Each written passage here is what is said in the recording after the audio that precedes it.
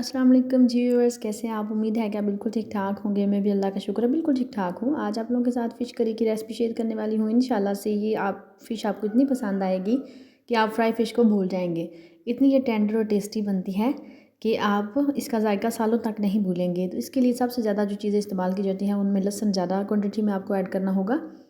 Ginger आप अदरक थोड़ी ज़्यादा लेंगे, बाकी आप जो सालन बनाते हैं उनकी निस्बत, क्योंकि इसकी ग्रेवी थोड़ी सी ज़्यादा होती है। और इसमें लहसुन का इस्तेमाल जो है वो इसकी स्मेल को भी ख़त्म करता है और टेस्ट को इन्हेंस करता है।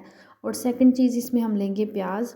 प्याज मेरे पास हैं 2 अदद बड़े वाले प्याज लेके उन्हें रफली सा चॉप कर लेना है पहले। आपके बाद अगर चॉपर हो तो चॉपर में चॉप कर लें, नहीं तो मैंने इसे दोरी डंडे में अच्छे से इन सारी चीज़ों को पीस लिया था सेपरेट। अदरक। तो अब हमने सबसे पहले एक बर्तन लेना है जिसके अंदर हमने फ़िश को पकाना है। तो बर्तन में हम शामिल करेंगे घी।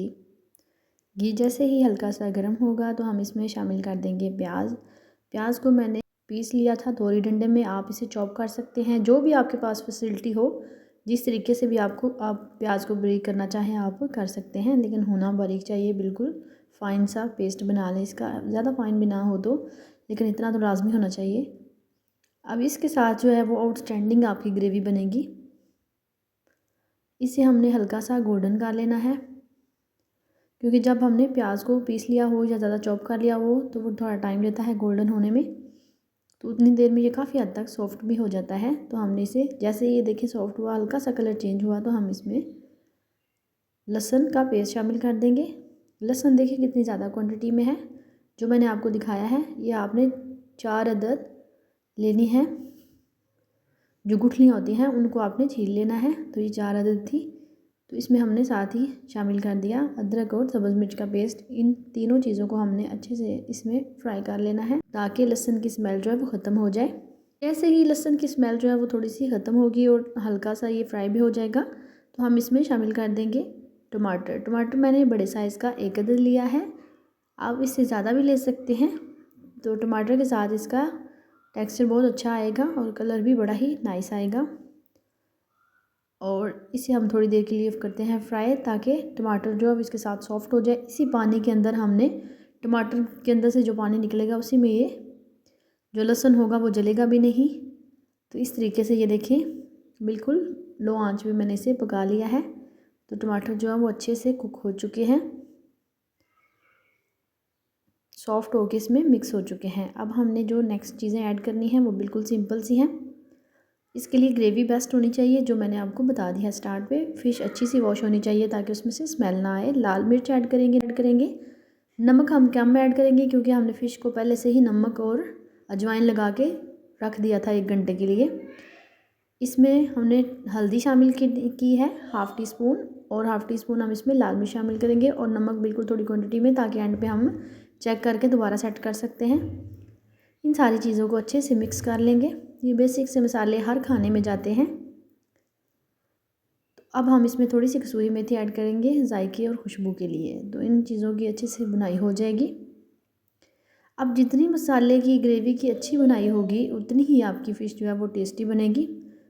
ख्याल रखना है कि जो आप ग्रेवी बना रहे हो, आप जिस बर्तन में बना रहे हो, ग्रेवी जले ना, नहीं तो स्मेल आएगी। अब हमने इसकी अच्छे से बुनाई ये देखें की है, तकरीबन 10 मिनट लगे मुझे इसकी बुनाई कर, ताकि कुक होके सारी चीज़ें जो है वो फ़ाइन हो जाएं।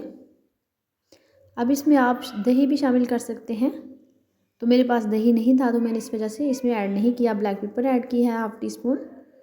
अब हम इसमें जब मसाले की अच्छे से बुनाई हो जाएगी तो लास्ट पे हम इसमें ज़ीरा और सूखा धनिया जो है वो दरदरा सा पीस के ऐड कर देंगे, और मज़ीद इन चीज़ों को अच्छे से भून लेंगे। अगर आप मेरी वीडियो अब तक देख रहे हैं तो आपने प्लीज़ चैनल को सब्सक्राइब भी करना है, एक अच्छा सा कमेंट भी करना है और लाइक भी लाजमी करना है।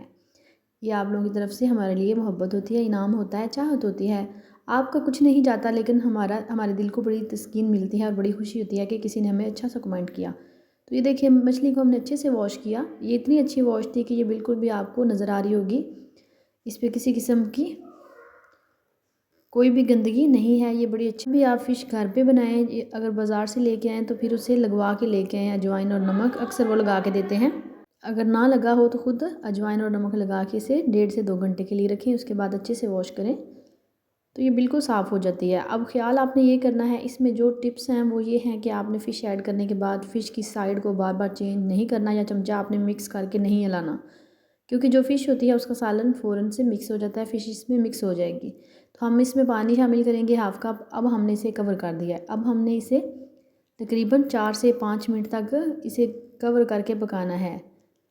तो उसके बाद हमने साथ साथ इसकी साइड चेंज करनी है। जब 4 से 5 मिनट गुजर जाएंगे तो हमने इसकी साइड चेंज करके दोनों तरफ से इसे पका लिया। तकरीबन मैंने मछली डाल के 10 मिनट से या 15 मिनट पकाया है। उसके बाद हम इसमें सब्ज़ मिर्ची ऐड कर देंगे और सब्ज़ धनिया ऐड कर देंगे। जब आपने फ़िश मसाले में डालनी है तो आपने इसे कुक होने देना है 10 से 15 मिनट के लिए एक साइड से।